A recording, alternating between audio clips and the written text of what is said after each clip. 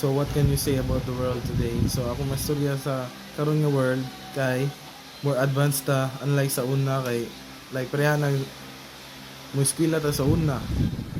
Yeah. Natay mga kailangan nga kuan gusto may baw-an maadto tag library. Yeah, mangita tag mga kuan panaitan.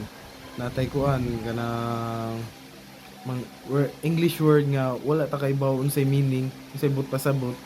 Maadto ta sa library manghuam ta og dictionary nga ato pang taon dito ug unsa na nga word nga unsay but pasabot ana unlike karon na natay mga technologies like cellphone, internet nga na.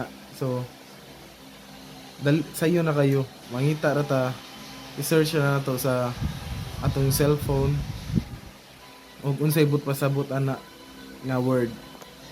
So second question guy, what are the opportunities and risks does the world offer? So karon daghan kita og mga opportunities nga makuha karon unlike sa una kay sa una bisag dili ka college graduate maglisto jud ka pangitag trabaho. Karon bisag dili ka college graduate pwede na ka makatrabaho sa mga call center nga na. Pero ang risk po dani kay imong tulog magkuwang-kuwang usahay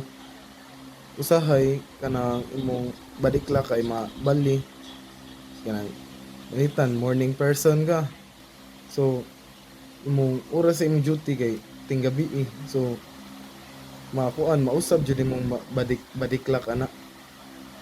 So naiuban kay makalitan ilang lawas nga mahilantan nga na naglabad ang na siya ang kuan usa sa opportunities o risk ani nga kalibutan.